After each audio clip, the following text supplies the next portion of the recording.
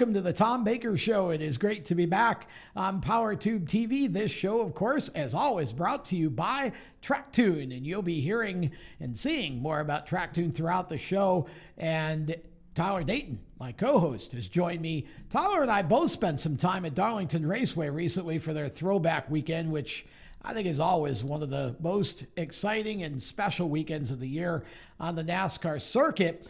And Tyler, you were there on Sunday. We were both there. I went Saturday as well.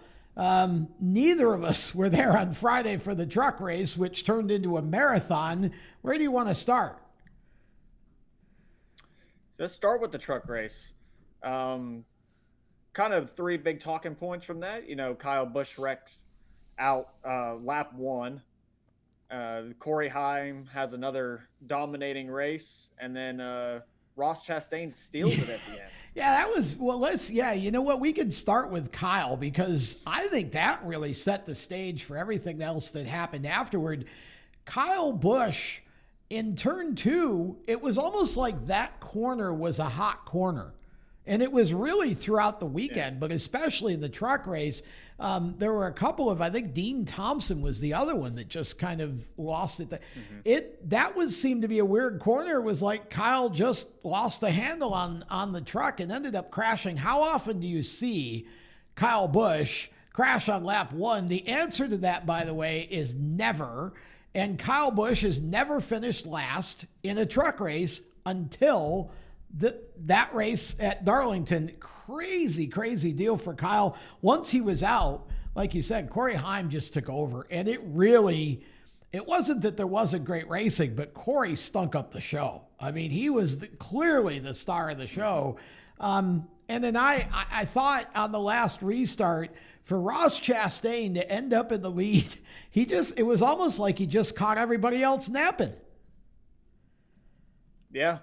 That last restart, he got a real big run, and he kind of just took off and said, see you later from everybody else. So I'm not sure if that was a just bad restart by everybody else, or if Ross just really nailed it that good. It was crazy. Huge win for Chastain. Big win for Nice Motorsports. Got to see the melon toss, of course. And like we talked about, that race ended up, it was almost two races on Saturday with the rain that we had. But once it cleared out, the rest of the weekend was just beautiful. And the Xfinity race, I mean, Justin Allgaier, again, stunk up the show. I mean, there was really nobody that could run with him all day. You know what, Tyler, I feel like with Allgaier, every once in a while, he has an epic performance like this, and it's always when you least expect it from Justin. And Darlington's not a track where you'd expect somebody to just run away and hide, especially in the Xfinity Series. But Allgaier, his car was just incredibly fast. Yeah, just really good race from Justin. Pit crew put it all together as well. Not a lot of cautions in the Xfinity race. That's very uncommon for Darlington, for them actually. So I think that played into Allgaier's hand a good bit as well, with the longer runs that they had. Just like I said, he's been close this year. Had one pretty much taken away from him at Phoenix when he blew a tire. He was going to win that race. So just needed a little luck on his side, and they finally put it all together. I mean, it was really amazing to watch, because no matter how it was almost like the closer somebody got, he just found another gear and drove away. You know, it was really a great race. The thing I want to point out from the Xfinity race is Shane Van Gisbergen was running his very first race at Darlington, and he had no practice and no qualifying because it got rained out on Friday. So Van Gisbergen actually started the race with no time on the track and still ran top 20 for most of the day. I thought he did an outstanding job in that Xfinity race for somebody who's never raced there before. It's incredibly impressive. Darlington's probably everybody talks about how it's probably the hardest track in the series to be consistent on. And, even though it's hard, Kyle Busch wrecked lap one by himself. one of the best to ever do it. So the fact that Shane was able to have some consistency and stay out of trouble for all day is really, really impressive. His racecraft just blows my mind. He's just so advanced and just such skill behind the wheel of the car and so adaptable. I just thought he did a great job. And Carson Kvapil, too, in the Junior Motorsports 88, last minute entrant into that race. And again, here's a kid who's coming up through the Cars Tour and has run some Xfinity races and an ARCA race or two. That kid, to me, is so far ahead of his age in terms of his maturity and the way that he drives a race car. It's just a joy to watch him. And he had a great race. And I think Carson, if he's got 4 or 5 more starts, I think, in that 88 car, and I have the feeling that we're going to see Carson challenging for a win before the season's out. Yeah, Dover was very close. I think he got caught sleeping a little bit in turn 3 there when Ryan Truex drove around him. That was just a lack of experience for him there. And Ryan Truex being one of his best racetracks. So the fact that he's pretty much kept it clean this season, not getting in any trouble with anybody. He's an incredibly hard worker. So he's at the shop. He's putting the work in on the cars. He's learning the cars. So I definitely think we'll see a lot more of him this season in the few races he has left. He's definitely got a bright future ahead of him for sure. Second generation driver, obviously, oldest son of Travis Kvapil, his younger brother, Caden, incidentally, winning a lot of races in the Pro Late Model division as well. Okay, let's move to Sunday. Cup race, incredibly snooze-like for 250 laps. To me, this was a complete snoozer for until about the last 30 to 40 laps, and then it went off the chain. Yeah, from the stands, from about 10th to 30th was some pretty good racing, but the leaders kind of were single file for 250 laps, and it was the Tyler Reddick show. Didn't really matter what anybody did. If Tyler Reddick was in the lead, he had 4-second leads. So that was kind of how the day went until about 30 to go.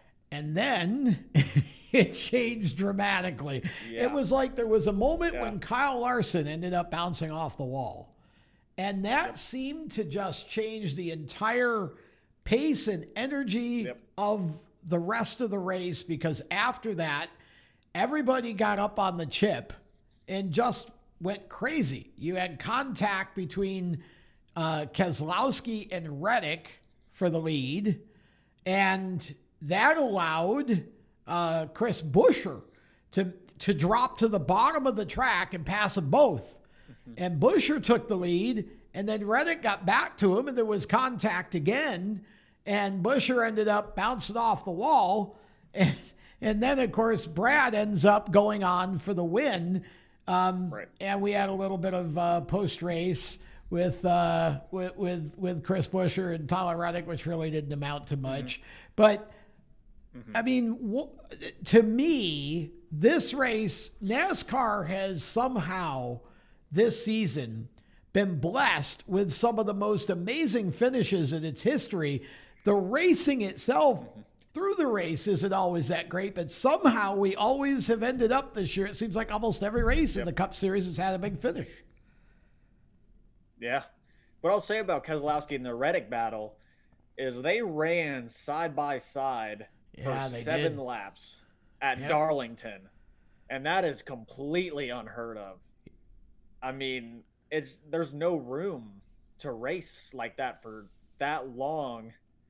And I mean, it didn't end up working when they finally made big contact down the front stretch. But I mean, it just incredible racing by those guys, Buescher included, and all that. I felt that Buescher was doing everything right. Reddick had the faster car, so I knew Reddick was going to run him down.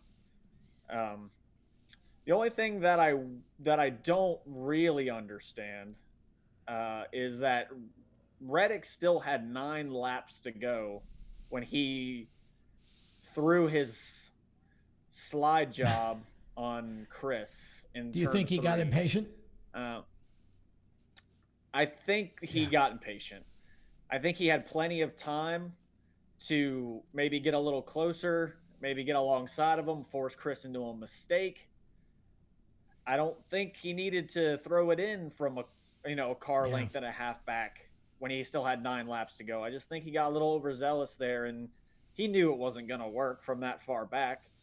So it's unfortunate that it led to that, and it's unfortunate that it really ended both their days when they ran up front all day long. They both finished outside the top 30. Um, it's great for Brad, but I do feel where Chris is coming from there in the Oh frustration yeah. for sure. Well, and I don't know. I don't believe Tyler knew the move wasn't going to work. I don't think he would have made it. But I do think in listening to Denny Hamlin talk about even with Brad and Tyler, when 2 cars get side by side on the straightaway, the air just drags them both down in terms of speed so much, and that's what allowed Buescher to get by. But I think I agree that Tyler just really he just got impatient. I think you got to be at a point when you've run as long as Tyler has. I think you got to be at a point where you just take your time, get back to him, make your move. You're gonna win the race. There was no question he was the faster car. I believe he would have won the race had he not made that move and ended up taking them both out of contention. But for Keselowski, he hasn't won since 2021. What a huge statement that is. Yeah, and RFK has had a pretty good season. They've finished runner-up 4 times in the first 12 races of the season. So 2 for Brad and 2 for Chris. So I think they're there. They are the best Ford team without a doubt, and I think we're going to be seeing more wins from them. Their mile-and-a-half program has gotten I agree. Yeah. way better than it's been. I think their short track package is still good for them as well. So I guess we'll just see. But I think Chris really needs to get a win for his to bring it up, to bring himself back up. He's been kind of kicked down the past 2 weeks, I feel like. So he's definitely going to be itching for a win soon. But Brad, when Brad's winning and Brad's doing good, that's scary. It sure is. And we're going to take a look at how excited Brad Keselowski was after his win.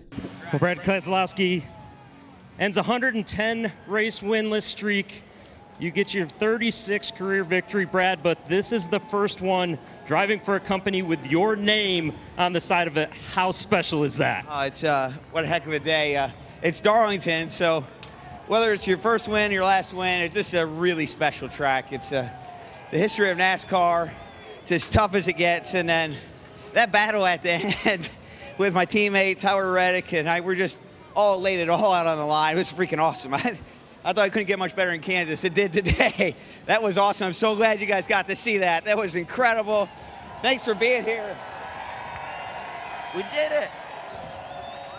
Just really great. 34 laps to go, Brad. You mentioned that battle with Tyler Reddick. You lost control of the race at that moment. Did you think it was all over with at that point? I mean, it wasn't good, but I knew that I'd have another shot at it. My car was really good on the long runs. And when Tyler got underneath Chris, I knew I had another shot at it. When they made contact and I couldn't get by, I'm like, oh. And they must have got a flat tire. I don't know what happened. And we caught a break. We've caught enough bad breaks over the last, year or two. It's nice to catch a good one. Brad Keselowski wins on Mother's Day weekend in Darlington. So Brad, again, celebratory. Great to have that moment with his kids, and to do it as an owner. Special weekend at Darlington. I want to throw in a quick mention about the Stock Car Classics group. This is a group based in the Southeast that they all have either replicas or rebuilds of some of the oldest Cup cars that are still going, and these guys just love what they do, and they've done a great job on the cars. They were there on Saturday and putting on some exhibition driving around the track, and we're going to feature the Stock Car Classics group on a future show here, but congratulations to all those guys because they've done a lot of hard work on the cars. We're going to step aside. When we come back, more NASCAR on the Tom Baker Show. Attention track and series owners, elevate your fan experience with the TrackTune app. TrackTune works with your PA system. Fans and teams at the track can hear the announcers through their phones, ensuring everyone hears race calls, sponsor plugs, and more during race nights. It's simple to set up, affordable, and free for fans to download and enjoy. Visit tracktune.live for all the details and join tracks nationwide on the app today. Welcome back to the Tom Baker Show. It is great to be here on PowerTube TV. This segment of the show brought to you by Ultimate QM. If you are looking for a safe and successful way to get your son or daughter started in racing, a quarter midget is a great option, and Ultimate QM is one of the most competitive and safe quarter midgets you can buy. Ultimate QM, produced in Mooresville, North Carolina, in the heart of NASCAR country, and has been the chassis of choice for several winners around the country. UltimateQM.com.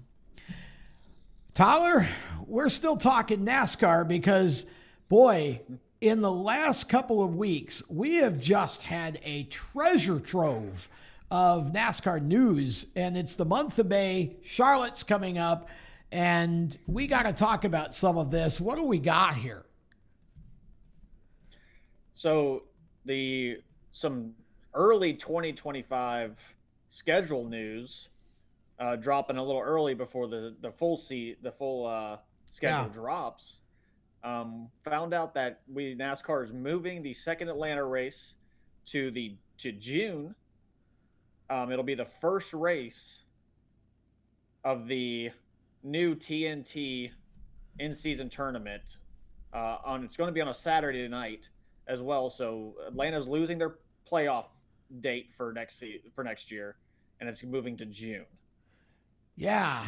Boy, there's a lot of stuff to unpack out of this. First of all, anyone who's ever been anywhere near Atlanta, Georgia in the month of June knows that we're going to be back to Hotlanta for that race. I don't care if it is at night. It's going to be hot and humid and sweaty, and the drivers are going to be just, this is going to be a little bit of an endurance test and a fitness test for these drivers because it's going to be hot there. Now, what do I think about them taking an Atlanta race out of the playoffs? Personally, I love this change because here's what this does. You mentioned the in-season tournament, which is another thing that was announced recently. And for those of you who aren't familiar, Denny Hamlin has now done this for a couple of years. It's a bracket elimination tournament. And basically you're taking the top, I believe, 32 in the point standings as of that event. And you start just like the NCAA college basketball tournament. You start playing the drivers against each other, and every week the winners get paired down until you get to the final two drivers, and they're going to spar against each other inside of the course of the normal race. This is for the entirety of the TNT schedule for 25. They're going to spar off, and the winner's going to get $1 million. Tyler, what would you do with $1 million? Oh, I'd probably go back racing full time again, for sure. That's a lot of money. That's a lot of money. That's a big incentive for these drivers.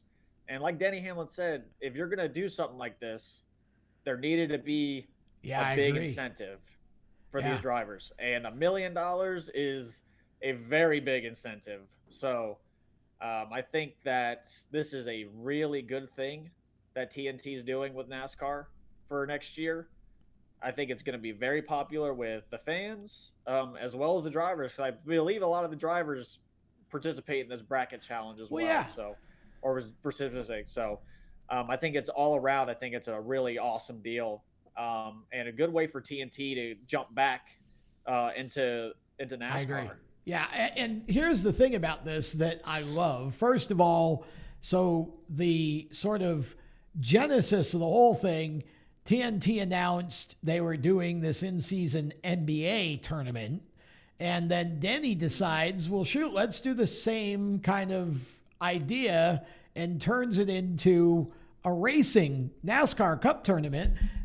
Again, just for fun, basically. The fans get involved and get to engage, and I think Denny gave away some VIP passes or something as a prize.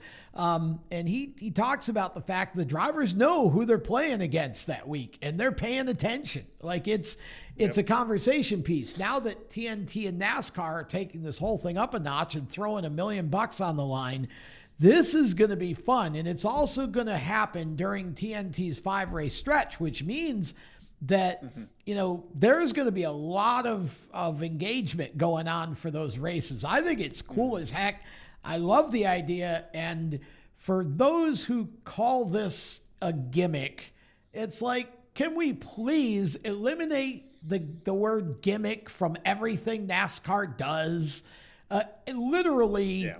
Anything is a gimmick. A half off sale is a gimmick. Buy one, get one free is a gimmick. Everything's a gimmick. The whole idea is to do things, to create storylines, to get people to pay attention more. And this is one that doesn't really change the racing at all. It only adds to it. It just adds. Yeah, it's like a race within a race. And I think we need more of that kind of stuff and not less. So I'm really excited about it, and I'm happy to see that that NASCAR and TNT are doing this, because also I think it'll help give fans, because they're going to be confused next year. Let's face it. In 2025. Wait a minute, who's got the NASCAR race this week? You got Fox, you got, TNT, you got Amazon Prime, you got Max, you got NBC. There's all kinds of, so I think this is one way to really make TNT's part of it special. I'm going to be interested to see who the broadcast team is and exactly how they play it off. And I want to see if this allows fans to engage directly and win prizes too, because if you can do that, I think they're on to something really special here. What do we got next? All right, next on the 2025 kind of schedule pre-release, we are getting another year of Phoenix hosting the championship race for all three series. This falls under the category of news that is not news. I don't think anybody was expecting it to move. Now, it is only 2025. They haven't said what happens beyond that, which makes me a little bit curious, because it means that maybe they're thinking about moving it somewhere. I don't know how I feel about this. I don't have any negative thoughts about it. I'm fine with it being at Phoenix. I don't know if all the drivers feel like it's the raciest track it could be at, but I'm fine with it. What are your thoughts? Like all the drivers say, Phoenix is Phoenix. It doesn't matter what package you take there. It doesn't matter what car you take there. Phoenix always races like Phoenix. So, like I said, I'm kind of indifferent on it. It's going to be what it's going to be. The place sells out every single year. So I know that that's a reason that it stays there, is because the fans do show up for it no matter what.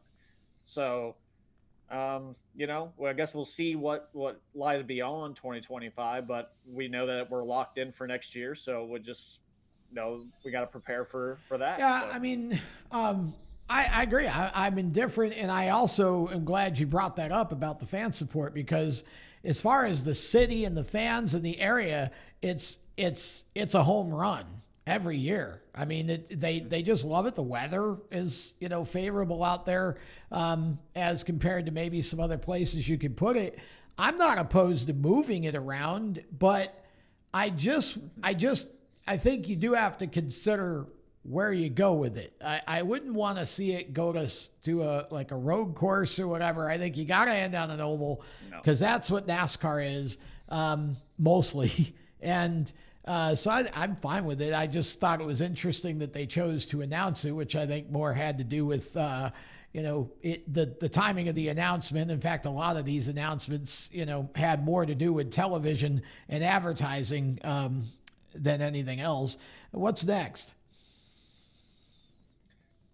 Fox is losing the Coke 600 next year to Amazon Prime, which I think is big news. That is a big race for Fox every year. And that they are losing it to Amazon is that's pretty big news. It is big news, and I don't know how I feel about this one. I'm inclined to thumbs down this for the simple fact that you're taking the biggest race of your series outside of the Daytona 500. It's certainly the longest race. I would argue it's the biggest one outside of Daytona. You're taking your longest race on Memorial Day Sunday, and you're moving it to a streaming channel as opposed to the typical, broadcast where, it's available to everyone. I think you're kind of forcing people here because Amazon Prime, obviously, unless they offer a special package just for the NASCAR races, Amazon Prime is not the cheapest date. So you have to buy Prime in order to watch. So I don't know if I like that they're starting with a 600. Now, having said that, I get it. It's where we're going. And also, Prime is starting to announce some other content. There's a multi-part Earnhardt feature that's coming on Prime about Dale Sr. that I think Dale Jr. has a lot to do with. And Dale, of course, will be part of Amazon's broadcasts, and I know those are going to be very different. Dale is really trying to take from the fans and all of that. So I'm sort of thumbs downing the idea that you're taking away the longest race on Memorial Weekend and forcing people to watch on a stream. On the other hand, this is a preview of where I think down the road a ways, you're going to see more and more of this. And Amazon, obviously part of the 25 TV deal. What are your thoughts? Yeah, like I said, I think that this is the direction that NASCAR's wanting to go, towards more of the streaming kind of platform and not, the cable platform, which I believe a lot of networks are going to now. The NFL has the Amazon Prime games on Thursday nights, so that they took that away from a cable network too. You can only watch the Thursday night game if you're took it away from their own network. Used to be on the NFL network. Yeah. So I think it's just the way that we're going. I don't know if I agree with the 600 though. It's just kind of, there's just a lot of people in a lot of places that watch this race, and they might not have an opportunity now because they don't want to pay the money, extra money to watch it. Yep. I feel like it's sort of, to me, it's slightly underhanded in that way, right? Like you're trying to, but again, like you mentioned, the NFL did it, and they, the numbers are huge. So it's kind of, I feel like there's two sides to it. I don't necessarily like it, but I get it. It'll be interesting to see how that goes. What do we got next? I think it's time to talk a little actual NASCAR silly season. Shift focus from the schedule to some driver team changes this year. Guess first up, the big news from the week really is Michael McDowell leaving front row for Spire in 2025. No, I don't think a lot of people saw that coming. That's really, really big news. He's been with front row for a very long time. So this is the best they've run ever. So it's kind of a weird change to me. I'm gonna sum this up kind of quickly here, and then we'll take a break. We'll come back and talk about it, but I'll give my first thoughts here. McDowell leaving Front Row, I think, is more about long-term security than it is about even just performance. I think Spire is on the upswing. I think Michael saw an opportunity to get a multi-year deal that maybe he wasn't going to get at Front Row. And we'll talk in the next segment about some changes that seem to be coming to Front Row, or at least what the rumor mills are saying. And we'll talk about Stuart Haas as well. We'll step aside and come back with more of the show after this. Attention track and series owners, elevate your fan experience with the TrackTune app. TrackTune works with your PA system. Fans and teams at the track can hear the announcers through their phones, ensuring everyone hears race calls, sponsor plugs, and more during race nights. It's simple to set up, affordable, and free for fans to download and enjoy. Visit tracktune.live for all the details and join tracks nationwide on the app today. Welcome back to the show. We've been talking NASCAR here and talking silly season, and started to talk about Michael McDowell going to Spire Motorsports next year.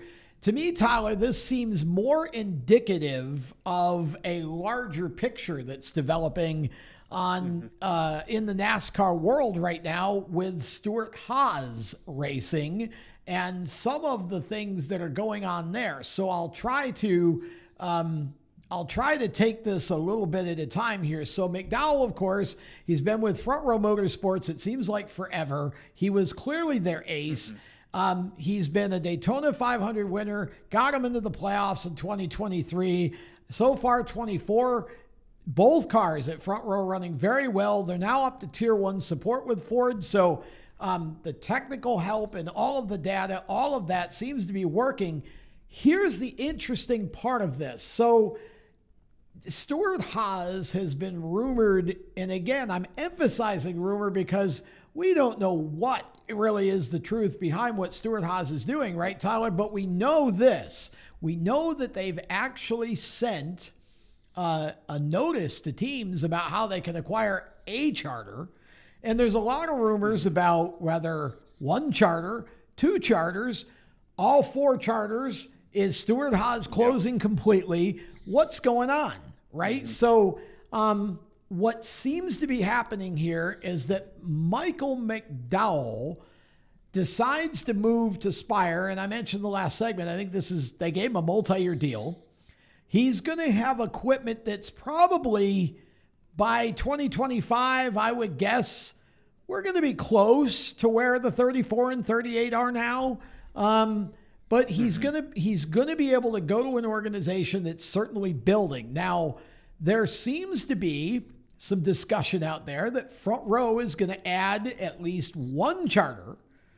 And there seems to be some discussion that maybe there's some sort of aspect of alliance, merger, whatever you want to call it, with Stuart Haas and one of their drivers, whether it's Josh Berry or whoever it might be, is coming with that charter. So basically they would absorb one of Stuart Haas's teams and go to three teams. Now, I've also heard that all of the charters at Stuart Haas, there may be some conjecture that maybe they're all going away between Front Row and Trackhouse, and that Stuart Haas will retain their Xfinity program. So we've got everything from one charter, some sort of alliance, to Stuart Haas is out of Cup completely. I mean, what do you make of all of this? Oh no, it kind of makes my head spin a little bit.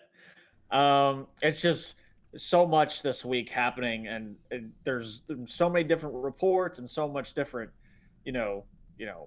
Twitter articles and stuff coming out about it, and nobody knows if any of it's true. So I think we should bank on Stuart Haas getting rid of at least one charter. That seems to be at this point. They them putting the notice out to other teams, about purchasing a charter kind of tells me that they're really in that market for getting rid of one. So now the biggest rumor about them completely disbanding the Cup team, that would be really interesting to me, considering that they are starting to run better. So it wouldn't really make a whole lot of sense to me that they disband the team completely when Noah Gragson's running top 10 every week. Briscoe's been picking it up. And so, I mean, maybe they go to a 2-car team and, they keep the Xfinity team, run a 2-car team and get rid of 2 charters. I think that wouldn't be a bad move, maybe, when they have 2 cars that are really running well and 2 cars that are kind of so every week. It is interesting that the whole sort of picture of Stewart-Haas just choosing to drop out completely, as you said, considering that it feels like at least Gragson and Briscoe to a point are starting to run better. Of course, Josh Berry had a back to the front run at Darlington, finished third, but I mean, I feel like they're starting to gain, but the question is, Tony Stewart is focusing on drag racing. You got Gene with the F1 team. What is the appetite for them to continue? And here's the sort of caveat to all of this. We're discussing this in an environment where right now, because the charter agreement has not been extended yet, nothing has been finalized. There's, again, lots of talk about we're close, we're not close. I thought it was interesting that Jeff Dickerson from Spire pointed out on Dirty Mo Media recently that he said we're close one way or the other, because we're either, we're close in actual terms, but we know we're getting closer every day on the deadline, right? So I just think that this whole thing, and no charters are going to change hands until that whole thing is settled. So it feels like all of these crazy rumors are going to keep hanging around maybe for months yet, right? Yeah. How could he sell a charter? How could he sell a charter for $35 million when we don't know what charters are going to look like next year, So it's really kind of an insane discussion to have now, but at the same time, I mean, you're talking about a championship team in Stewart-Haas with 4 cars, and you've got other teams that we know would like to expand. Trackhouse is one of them. It appears Front Row has an appetite to at least add one. So, you've got teams out there that want charters, and this just feels very, it feels premature to have the conversation, but it's out there. So you talk about it, and it really could change the face of Ford's involvement in Cup racing if this became about more than just one charter, right? So I want to talk a little bit about, because we've had 2 announcements recently, the first of which, Australian Supercars veteran Cam Waters. Now, we talked about Shane Van Gisbergen. Cam Waters is going to race the Stage 60 car at Sonoma for RFK, making his Cup debut on a road course. So I started to think about, well, what are the expectations here? I mean, we know what SVG did in his debut, but that was at Chicago on the street course on the damp track, and none of the other drivers had any experience. So I don't think I see Cam winning this, but Tyler, you're a racer, so you kind of have an idea of debuts and all that. What is your expectation, or what should we expect out of this at Sonoma? Could he actually even race top 10, do you think? I'm going to say good expectation for him. I think, for one, come away clean, learn a lot, and I'd say a top 15, top 20 finish would be real safe for him. He doesn't have a whole lot of, NASCAR experience. I know the Cup cars. Well, he's been in a truck a bit for Thor Sport. I know the Cup cars are more similar to a supercar. In that sense, they're almost the same than the truck is, and he's only run 2 truck races now. He ran at Martinsville and he's run at Darlington, so 2 completely different ends of the spectrum there. I feel like, though, Sonoma's a good place to start, I think, for him. It's a bit more technical of a road course compared to, a Watkins Glen. something like that. And the competition at Sonoma is going to be the highest. So he's going to learn the most, I feel like, racing with the guys at Sonoma, a track that they've raced at, for a long time now. So I think this is a smart move by RFK to do this. And I think it's going to bear watching because I don't see him contending for a win, but I can see top 10 to 15 in the right circumstance for him. Cause I think, like you said, and accurately so, the Cup car is very similar in the chassis anyway. It's a GT. It's real similar to the supercar. So I think this will be an easier sort of mental thing for him. But of course, the level of competition's way higher than the trucks. So, it'll be interesting to see how he does. The other big announcement that we had that I want to talk about, Justin Bonsignor, modified tour champion, NASCAR Wheel and Modified Tour champion. Justin Bonsignor is going to make his debut, not in an ARCA car, not in a Craftsman truck. He's going straight to the Xfinity Series at New Hampshire International Speedway to run for JGR in the 19 Toyota Camry. And I looked at that and I thought, wow, that's a huge jump, not just between the cars, but the level of competition. But then I look at New Hampshire and he's run there in the modified. I love this, first of all, because I love seeing a modified driver get a chance. But I'm not sure what to, again, the expectations, I'm not sure where to put those. Right. I think Dale Jr. is rubbing off on a lot of people. Good.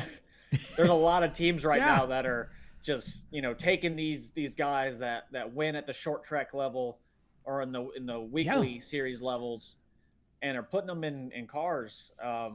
Xfinity Series seems to be the place that a lot of these drivers are ending up. I mean, you see Carson Quapple, Bubba Pollard, both, Bubba never drove a truck. Carson had one start in a truck at Bristol, I think. But they moved him immediately to the Xfinity Series. So it's kind of telling me that that's where these team owners want these young drivers and the talent to run. So I think Justin's going to do a great job. I know it's a big jump from an open wheel car to a stock car, somewhere like New Hampshire especially, but I think his skill in a big car in general is going to be fine for him at somewhere like New Hampshire where he's run so many laps. It's interesting to think about, and I agree with everything he just said. I think it's good to see these short trackers getting an opportunity. I think I saw somewhere recently that Brendan Queen is going to be Butterbean is going to be racing a truck somewhere too, and I can't remember the nature of that. We'll try and clarify that for our next show. But there's a Cars Tour racer, and again, you're right. Dale Jr. is starting to give some of these guys hope. And here's a case of Joe Gibbs Racing putting a modified champion in their Xfinity car. Okay, so the other thing that I want to talk about here real quick is I want to get some picks in, because I feel like we've got the three biggest races coming up of the year this year so far, other than maybe the Daytona 500. So let's talk first about the Indy 500, Tyler, which to me is the absolute spectacle of the three that we're going to see on Memorial Day weekend. So who's your pick to win the Indy 500 this year? I got to go with the man, Helio Castroneves. Oh, wow. It's going to get fifth. His fifth. Elio wins his fifth. Elio wins his fifth. It's so hard to bet against a guy like Helio Castroneves. He's just so good at everything that he gets in, whether it's an IMSA sports car, Indy car, anything. I mean, he just, and Indy it's his house. So I mean, it's hard for me to really want to pick anybody else. I know I'd love to say an Alex Palou or something like that, but I think Helio gets it done for man. They'll tear the place apart. if Elio wins 5, because that would be one of the most popular wins in 500 history. I thought they were going to tear it down. Ooh, before. me too. I'm going to actually go, I don't know which, I guess mine's the bigger upset. Santino Ferrucci and AJ Foyt's car. He almost got it done last year. Yeah. Santino's going to get the win and bring AJ back to victory lane. Okay, let's talk about the Coke 600. Who's your pick? Coke 600 pick. Man, this is tough with how the season's gone, especially on the mile and a halves. I'm going to say Denny Hamlin. I think Denny Hamlin wins the 600. You're going out on the 2-inch limb there, Tyler. Okay, yeah. That's really far on the limb. You're picking Hamlin. I'm gonna go because I feel like we need some drama, right? Picking Kyle Larson to win the Indy 500 to me feels just slightly unrealistic. I'm picking him to win at Charlotte, though. Kyle Larson gets it done in the Coke 600, and I guess my limb at that point's about 3.5 inches, slightly bigger than yours. Okay, F1, of course, Monaco, one of the most beautiful places that F1 runs. Which Max Verstappen are you picking? Yeah. Max Verstappen's my pick to win the race, but if Max has a unforeseen issue, I'm going to go ahead and go with Charles Leclerc for the winner. Okay. If he gets a little redemption. Interesting. Well, but okay, so you're picking a backup, but Max, I knew you would pick Max. That's why I said that. You know, I can't pick Max now, even though I agree with you. How do you pick against Max? But I got to come up with some other pick here. So, gosh, I'm going to go with Carlos Sainz. Because you know that's a track where if you can get it's so hard to pass there. So if Carlos gets out front, I feel like he's got a shot at it. And we've already seen, one upset with Lando winning at Miami. So I'm going to go with Carlos Sainz at Monaco. Okay, we'll step aside and we'll come back with more of the show right after this.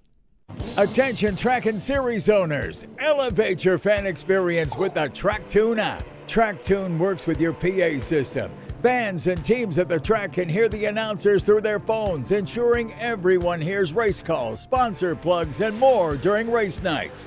It's simple to set up, affordable, and free for fans to download and enjoy. Visit tracktune.live for all the details and join tracks nationwide on the app today. Welcome back to the show, powered by TrackTune, and Tyler Dayton's still with us.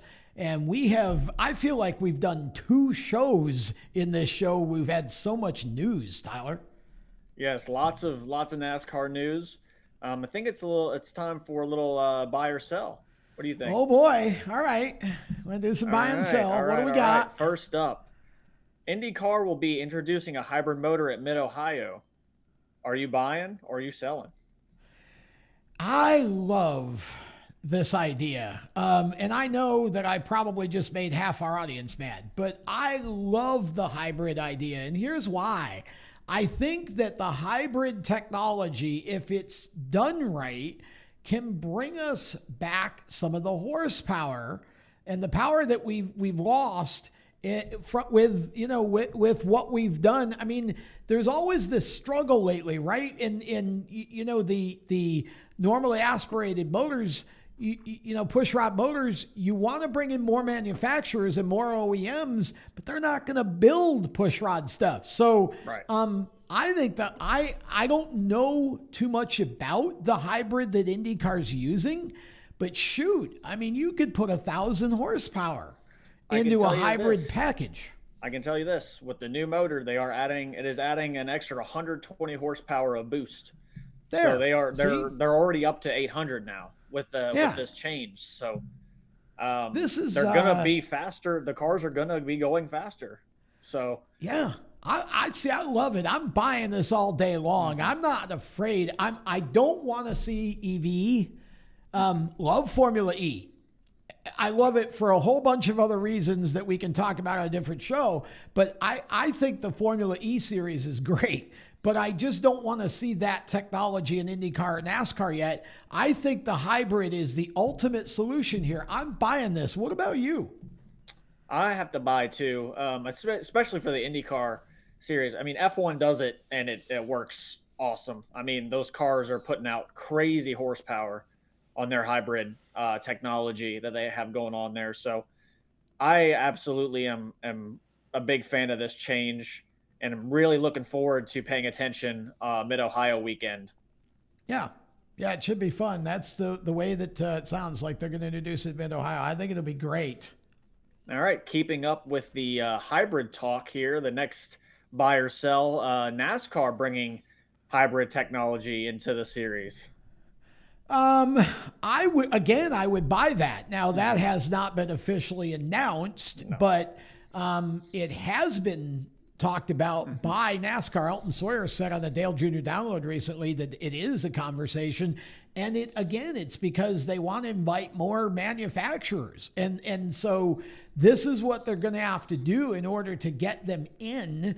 And if they would, if again, this is a solution to, in a cleaner way, better for the climate, to add more power back and get the speeds back up and straighten out some of these issues that we're having in NASCAR now with the lack of horsepower, man, I'm all for it. So I have no fear of hybrid technology because I've seen it, what it's done in other series, and I know that it can actually make the racing better. And again, the sound of it isn't that much different, and so I think the purists just need to, I look at, I'm a 1970s kid as a race fan, so I love me the sound of a good V8, but yeah. I understand that. Again, some things you just got to get used to. And I think the hybrid technology, I don't think it's going to, I think if anything, it makes the racing better if they do it right. So I'm definitely buying that. They'll be able to add horsepower, and that's what everybody are arguing about anyway, is that the cars don't have enough horsepower. So, you put a hybrid, you add that boost in there, you get the cars up to 850, 900 horsepower, and everybody's happy again. I think it's the most practical out of all the kind of engine changes that have been rumored or talked about. People have talked about the EV thing. They were going to showcase that at the Clash this year. It didn't end up happening. The hydrogen, I think hybrid is for sure the most practical, the most available, and something that they can do very in the now. So I'm buying that all day as well. I'd say 26 is where we're looking at in NASCAR. I don't think it'll happen next year, but I think by 26 we could see that. All right. On to the next. We're talking a little F1. Okay. F1 reported larger quarter one profits in 2024 than in the same period in 23. Do you think that this is a indication of some big time growth for the sport? I think it's misleading. I think it's an incomplete stat because I think, obviously in terms of revenue, now you had an extra race this year. Yep. So I think with, the Australian Grand Prix having already been sort of stacked in there, I think it's a bit misleading. I think people are suggesting when they see this that somehow, the U.S. growth and all that, F1's exploding. But honestly, I read there was an article about this that, and there have been a couple that I've seen, and if you start reading the comments, some of the sort of core F1 fans are not all that crazy about all the American racing, right? They're not. They're and global. The global numbers for F1 are down about 30% in terms of viewership. So. This to me is a bit misleading. So while obviously it's good to say that you made more money this year, I'm not buying that this indicates great growth. I think you have to look at a more complete picture, and I'm not going there yet. Yeah, I'm kind of in the same boat. I think so. They added another race. They had a race. That's going to, of course, jump up the revenue. Miami did good again. So not really sure. Like I said, there's a lot of fans that aren't too keen on the season so far. A lot of your diehard F1 fans are not really in a good place with the sport right now. Kind of seeing Max really just leave everybody behind every week. Yeah. I don't feel like they're addressing the racing with any of this. They're shouting about how much money they're making, and I feel like Liberty Media is taking this in the direction of being a giant profit center. They're not. I don't feel like they're as concerned about the on-track product as they should be, and I think the global fans, those outside of the U.S., I think they have a different feeling about where the sport is than maybe the American fans do. It's more of a party on the U.S. side, right? I mean, like Miami, having a Grand Prix in Miami, a Grand Prix in Las Vegas. I mean, really the only race that's really a race, in my opinion, is COTA. The only one that's at an actual racetrack. Everything else is for the show. And to me, that's just not really. Like that's not really what I don't think that's really what the diehard fans want. Is just to be for the show. We had 300,000 people at Miami, so somebody wants street racing. I'm just not that crazy about it. It's not my cup of tea. I think COTA is the best race of the three, but Vegas, once they got all the problems cured, was great too. So we'll see where F1 goes. It's going to be fun to watch all of this, F1, NASCAR Charter, all of that. There's a lot to keep our eye on as we go into the heat of the summer here in all of these major series. And with that, we will say goodbye to Tyler Dayton. Tyler, thanks for being on the show. Absolutely. Thank you for having me. That was Tyler Dayton, and we'll see Tyler again on our next show. Want to take a couple of minutes to celebrate the lives of a couple of folks who have left us since our last show that we did on PowerTube TV. Former Texas Motor Speedway president Eddie Gossage passed away at the age of 65. Eddie was one of the sport's premier promoters, and I think that what made him that way was that he was a race fan first. He absolutely loved racing, and Eddie did so much to create the energy and excitement that Texas Motor Speedway had in its beginnings and throughout the SMI organization, really. And so we're going to really miss Eddie Gossage, and our thoughts and prayers go out to Eddie's family and everyone who knew and loved him, and throughout the NASCAR family. On the short track side, we lost one of the greatest dirt track, short track drivers in U.S. history, Barefoot Bob McCready, the father of current dirt late model racer Tim McCready, passed away at the age of 74 after a long illness. And Bob McCready's record speaks for itself. He won more than 500 races in his career. 30 wins in the Super Dirt Car Series, the 1986 Super Dirt Week champion at the famous Moody Mile at the New York State Fairgrounds in Syracuse, New York. He took part in the Asphalt Dirt Modified Series that they had for a little while as well, with other notables including NASCAR legend Jeff Bodine, and Ray Evernham also raced in that series. McCready ran an asphalt modified as well. I watched him run in my earlier days as a fan in the 1970s at the Oswego Speedway. He competed in both an asphalt modified, and then later on he actually raced an open wheel super modified for Eddie Bellinger a couple of times and did pretty well. McCready was one of the nicest gentlemen that you'll ever meet. He was very humble and just a joy to watch on the track, no matter what he was racing or where. If Barefoot Bob McCready was in the field, you had to go through Bob McCready if you were going to win the race that night. And it is just so sad to learn of his passing. And again, his son Tim, currently one of the top dirt late model racers in the country. And our thoughts and our prayers go out to the McCready family and everyone who knew and loved Barefoot Bob McCready, the entire Northeast Dirt Modified fan base as well. And with that, that will bring our show to a close. And of course, want to say a special thank you to Tracktune.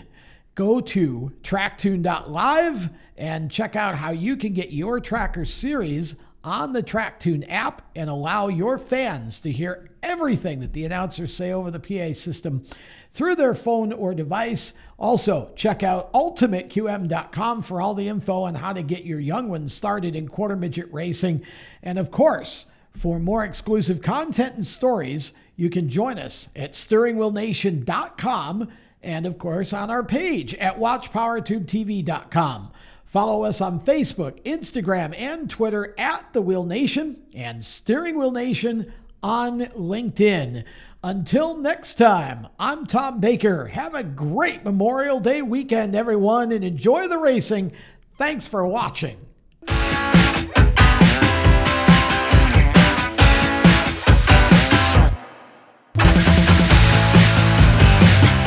Like this show? Want more? Then head to WatchPTTV.com, the new 100% free PowerTube TV streaming network. Home of the best classic and new motorsports racing and build shows on the web.